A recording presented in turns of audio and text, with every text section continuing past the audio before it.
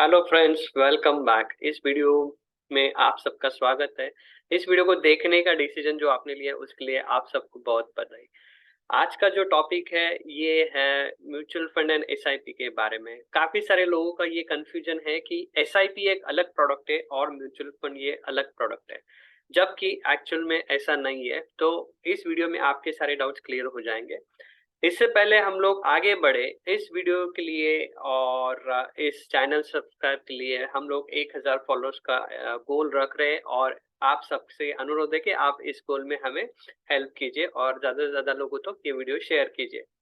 तो चलिए शुरुआत करते हैं। दोस्तों, अगर आपको कहीं भी जाना हो तो आपके पास में उस जगह पर जाने के अलग अलग रास्ते हो सकते हैं। उसी तरह से म्यूचुअल फंड में इन्वेस्टमेंट के अलग अलग रास्ते हैं। पहला रास्ता आप वन टाइम इन्वेस्टमेंट कर सकते हो। दूसरा रास्ता आप रेगुलरली इन्वेस्टमेंट कर सकते हो। अभी वन टाइम का मतलब क्या होता है?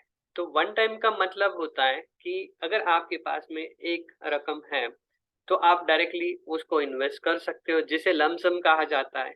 या फिर आप मंथली या अलग अलग टाइप की एसआईपी आप सेट कर सकते हो, जिसको सिस्टमैटिक इन्वेस्टमेंट प्लान से ना जाना जाता है।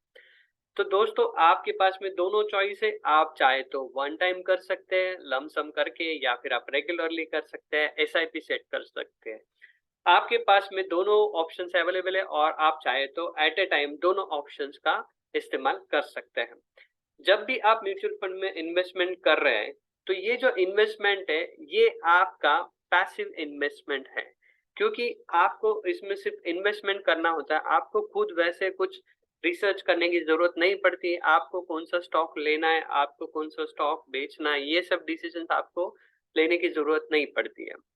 तो ये सब कौन करता है आपके लिए? दोस्तों, हर एक स्कीम के लिए या हर एक एएमसी के पास में फंड मैनेजर्स होते हैं जो कि आपके फंड को मैनेज करते हैं। कुछ एएमसीज के पास में जो टीम होता है वो पूरा फंड मैनेजर का टीम हो सकता है, जो कि चार्टर्ड अकाउंटेंट, सीएफपी जैसे हाई क्वालिटी प्रोफेशनल्स होते हैं। और इनका काम है कि उनका रिसर्च करके अच्छे से अच्छा पोर्टफोलियो बनाना और ओवरऑल इस स्कीम जो भी आपने सिलेक्ट किया उसमें अच्छे से अच्छा परफॉर्मेंस देना। ये इस फंड मैनेजर का या ये फंड मैनेजर की टीम का काम होता है। तो आपको करना क्या है? आपको सिर्फ फंड्स देने हैं एज अ पैसिव इन्वेस्टर। आप एक स्लीपिंग पार्टनर के हिसाब से म्यूचुअल फंड में आप पैसा डाल रहे हो। म्यूचुअल फंड जिस स्कीम में जिस स्टॉक में भी आप का इन्वेस्टमेंट कर रहा है, एक तरह से आप उनके पार्टनर बन रहे हो। और जैसे ही उस कंपनी का ग्रोथ होगा वैसे ही आपके ओवरऑल पोर्टफोलियो का वैल्यू भी बढ़ता रहेगा। तो पूरा फंड मैनेजर का टीम या जो भी फंड मैनेजर, उनका बेसिक यही पर्पस होता है कि अच्छे से अच्छा पोर्टफोलियो बनाए और आपको उसमें से अच्छा खासा रिटर्न वो बना के दे। उसके लिए जो भी रिसर्च और बाकी उनके जो भी एक्सपर्टीज है उसका सहारा लेते हैं और आपको अच्छे से अच्छा रिटर्न देने का कोशिश करते हैं। तो आपको बैठ के खाली रिटर्न्स देखना है और आपको जब पॉसिबल हो तो फंड इन्वेस्टमेंट करना है। इसके अलावा आपको खुद कुछ करने की जरूरत नहीं पड़ती है। तो ये बहुत ही आसान है और इससे आपको लंबे समय में अच्छा खासा इन्वेस्टमेंट पे रिटर्न आ सकता है। ये आप आगे देखेंगे। अभी डिटेल्स ऑफ एसआईपी में हम लोग बात करेंगे कि एसआईपी के मिनिमम अमाउंट क्या है, मैक्सिमम अमाउंट क्या है। तो स्कीम के हिसाब से हर एक स्कीम का मिनिमम और मैक्सिमम अमाउंट अलग हो सकता है। वैसे मैक्सिमम अमाउंट का कोई रिस्ट्रिक्शन नहीं है नॉर्मली, लेकिन मिनिमम अमाउंट का रिस्ट्रिक्शन एसआईपी के हिसाब से, स्कीम के हिसाब से हो सकता है।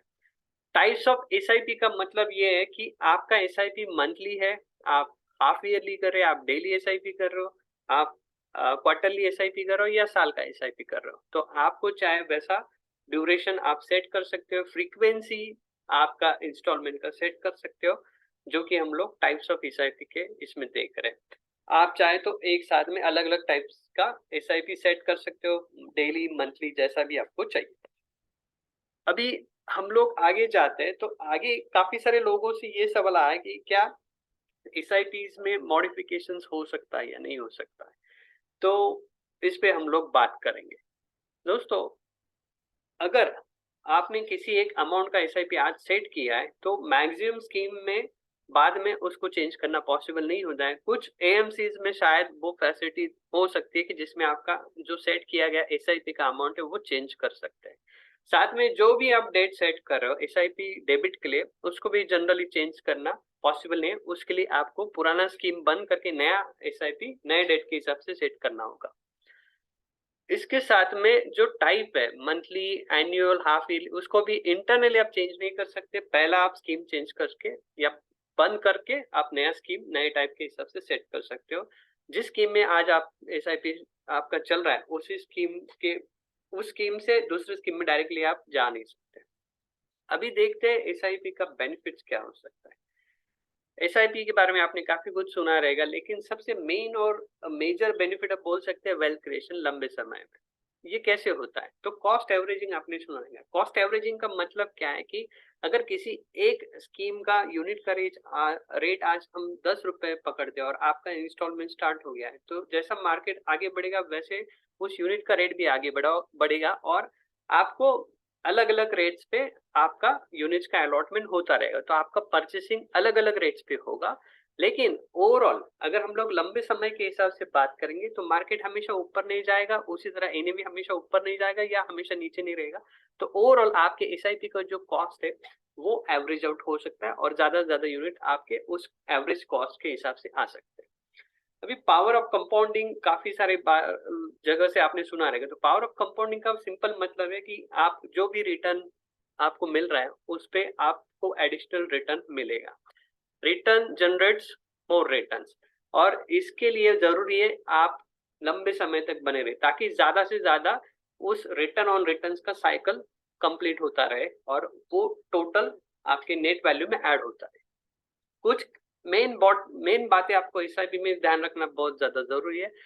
पहला तो अगर आपने कोई भी एसआईपी स्टार्ट करनी है तो सबसे पहले आपका गोल क्या है उसको आप जान लीजिएगा और उस गोल पे हमेशा फोकस रखिए।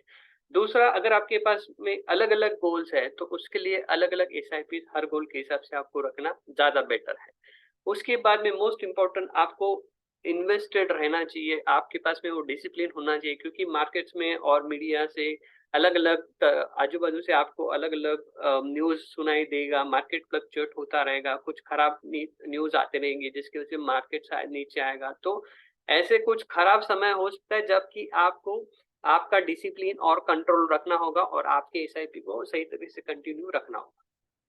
अगर हम लोग पास्ट परफॉर्मेंस की बात करेंगे तो ये मैंने यहाँ पर जो स्लाइड दिखा, ये जो भी ऐसा कंपनीज का स्कीम है जो काफी सारा पुराना है, काफी सारे कुछ कंपनीज का स्कीम था जो काफी पुराना है, और ओवरऑल एवरेज आप रिटर्न उस समय से लेके अब तक के हिसाब से मैंने यहाँ पे कंपैरिजन दिखा है। 3000 का मंथली एसआईपी करके कितना अमाउंट जनरेट हो सकता है ये इस बात को दिखा रहा है।